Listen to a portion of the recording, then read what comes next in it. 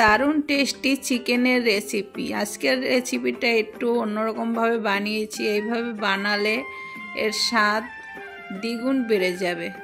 নমস্কার বন্ধুরা, দেখো আমি আজকের একটা চিকেনের রেসিপি বানাবো, তোমাদের সাথেও শেয়ার করব। দেখো চিকেনটাকে আমি ধুয়ে পরিষ্কার করে নিয়েছি, আলু তারপর মশলা সব নিয়ে নিয়েছি। এবার আলুটাকে আমি লাল লাল করে ভেজে নেব। প্রথমে আলুটাকে দেখো লাল লাল করে নুন হলুদ দিয়ে লাল লাল করে ভেজে নেব।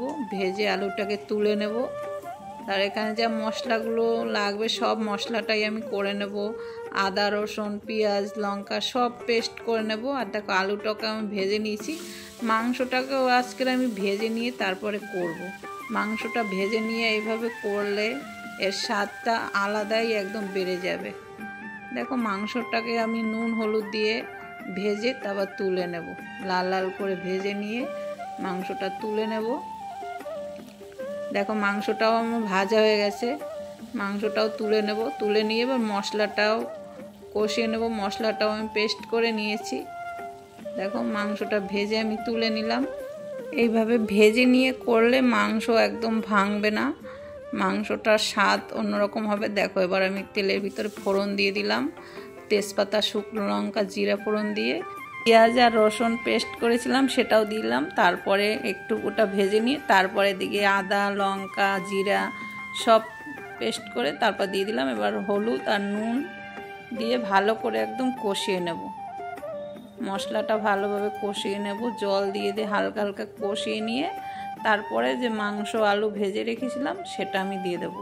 দেখো মাংসটাও দিয়ে দিলাম, দিয়ে ভালো করে মশলার সাথে কষিয়ে নেব। ঢাকা দিয়ে দিয়ে জল অল্প করে জল দিয়ে তারপর কষিয়ে নেব। নিয়ে তারপরে আবার দেখো অল্প করে জল দিয়ে কষিয়ে নেব, ঢাকা দিয়ে দিয়ে কষিয়ে নেব। ভালো করে একদম মশলাটা মাংসের ভিতরে ঢুকে যাবে, এর টেস্টটা আলাদাই বেড়ে যাবে। দেখো এবার ভালো করে মশলাটা কষিয়ে নিয়ে মাংসের সাথে এবার জল গরম করে তারপর দিয়ে দেবো। দেখো মাংসটা আমার কষানো হয়ে গেছে, ভালোভাবে কষিয়ে নিয়ে এবার জল দিয়ে দিলাম। জল দিয়ে ভালোভাবে এটাকে ফুটিয়ে নেব।